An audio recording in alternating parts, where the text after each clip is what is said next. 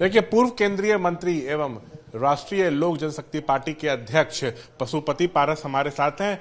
Sir, NDA तो आपने छोड़ दिया, कई कारण थे उसके। चुनावी साल है, आप बड़े दलित चेहरे हैं बिहार के। ये बताइए, एनडीए को रोकने के लिए क्या इंडिया गठबंधन को अब और मजबूत करने की जरूरत है? देखिए, बिहार में अभी दो ही गठबंधन है। एक एनडीए गठबंधन है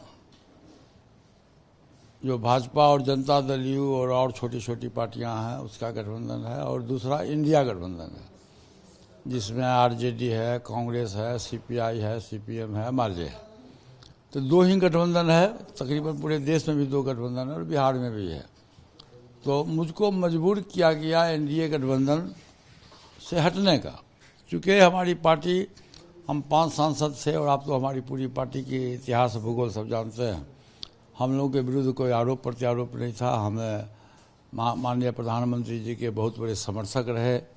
आपने देखा होगा कि उनके जन्मदिन पर भी मैंने कहा था कि ईश्वर को किसी ने नहीं देखा है।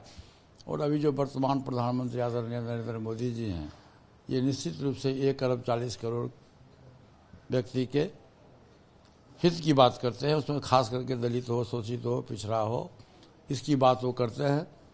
मैंने कभी एनडीए गठबंधन से कोई नाइंसाफ़ी नहीं की।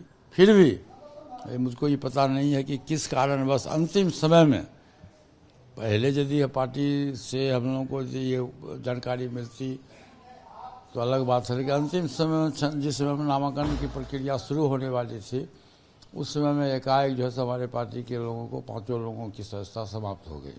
सदस्यता नहीं, 5 लोगों को चुनाव से वंचित किया गया। जो मुझको काफ़ी दुख हुआ।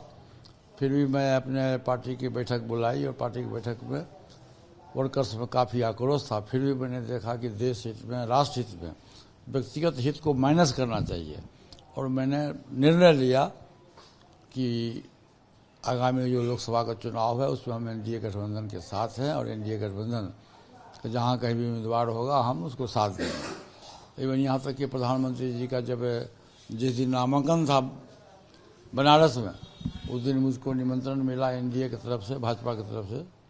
मैं इस नामांकन में गया भी, मैं शरीक भी हुआ। जब जहाँ जहाँ कहीं भी चुनाव के समय में, जैसे गया में हुआ, औरंगाबाद में हुआ, वहाँ मैं गया और ईमानदारी से हमारी पार्टी एनडीए गठबंधन का हम लोगों ने साथ दिया।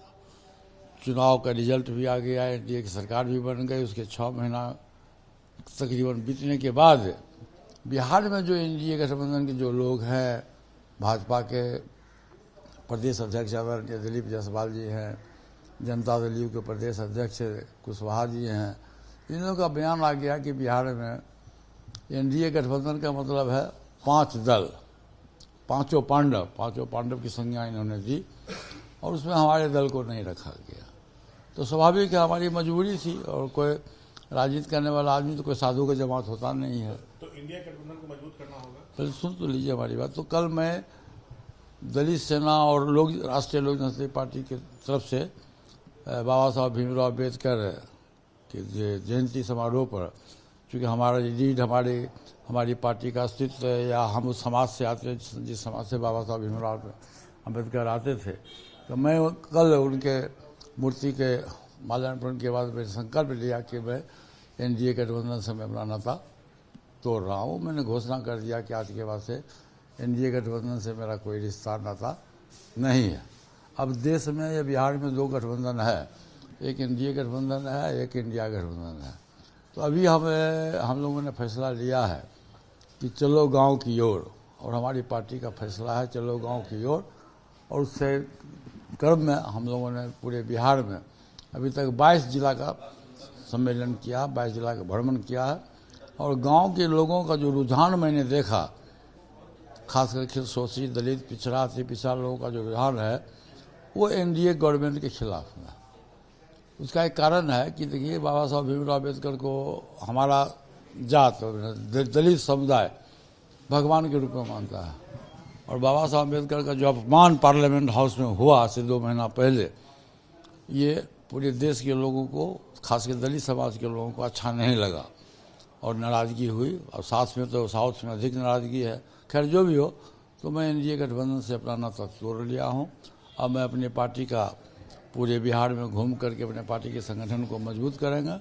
243 सीट बिहार विधानसभा में है, हम उसको मजबूत कर रहे हैं, अपने पार्टी के संगठन को आगे बढ़ा रहे हैं, सदस्यता अभियान चला रहे हैं और उसी में हम चिन्हित भी कर रहे हैं कि कौन सा उम्मीदवार है जो विधानसभा के चुनाव में जिताऊ उम्मीदवार, जो जीतने लायक उम्मीदवार हो, जो जनता के हित की बात करता हो, वो भी मैं कर रहा हूँ। और अगस्त में, जुलाई और अगस्त के बाद हम नेशनल एग्जीक्यूटिव की बैठक बुलाएंगे, पार्लियामेंट्री बोर्ड की बैठक बुलाएंगे। पार्लियामेंट्री बोर्ड में हमारे चेयरमैन आदरणीय सूरजभान सिंह जी हैं और बिहार प्रदेश पार्लियामेंट्री बोर्ड के चेयरमैन जो बिहार में है वो हैं MLC साहब हैं। बैठक बुला करके और कार्य समिति की बैठक बुलाएंगे और उसमें जो सार्वजनिक रूप से फैसला होगा, सामूहिक रूप से जो फैसला होगा, उस निर्णय को हम बिहार की जनता और आप लोगों के बीच में बताएंगे कि हमको किस गठबंधन में जाना है।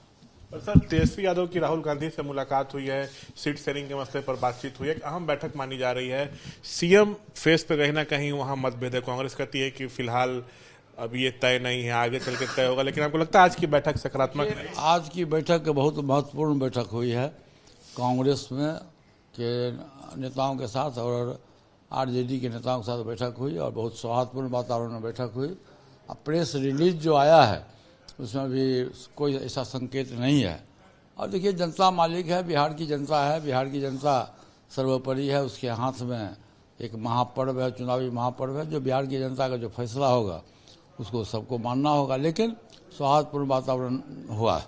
एनडीए का जिलावार सम्मेलन चल रहा है, जो पांचों दल हैं जिलावार सम्मेलन कर रहे हैं, तो इस तरह का कुछ इंडिया गठबंधन में होना चाहिए क्या? इसको लेकर बैठक भी हो? देखिए, जब हम जो उस गठबंधन में जाएंगे तब हम अपनी बात को आपको रखेंगे। अभी हम तो अभी अपने पार्टी के संगठन को मजबूत कर रहे हैं। संगठन मजबूत करें। तेजस्वी से बड़ा चेहरा तो अभी कोई नहीं है महागठबंधन में, सर वही चेहरा होंगे? अरे वो तो बिहार की जनता ना फैसला करेगी। जब हम आएंगे जाएंगे तब आपको बताएंगे, भाई बिहार की जनता फैसला करेगी। ये बताइए सर, आप तो एनडीए में लंबे समय तक रहे, 2024 चुनाव में अपना पूरा सहयोग भी किया, लेकिन अंत में आपके साथ नाइंसाफी हुई, जैसा आपने बताया। नीतीश के चेहरे पर कहीं ना कहीं कंफ्यूजन वाली स्थिति है। बीजेपी भले कहती है कि नीतीश के नेतृत्व में लड़ना है, लेकिन हरियाणा सीएम का बयान आ गया कि सम्राट चौधरी के नेतृत्व में झंडा फहराएंगे। आज नीतीश कुमार के बेटे निशांत कुमार बयान दिए हैं कि हमारे पिता ही सीएम चेहरा आगे भी हैं और अभी भी मुख्यमंत्री वही हैं, आगे भी वही मुख्यमंत्री बनेंगे सरकार बनने पर। देखिए, अंदर की बात आपको मालूम होगी, आप देख चुके हैं कि बिहार में नीतीश कुमार जी 2 बार पाला बदल चुके हैं। कभी एनडीए गठबंधन के साथ सरकार बनाए, कभी एनडीए गठबंधन से आकर के महागठबंधन के साथ सरकार बनाए। एक बार उन्होंने आदरणीय जीतन राम मांझी जी को भी बिहार की सत्ता सौंपा, तो वो खुद कन्फ्यूज है।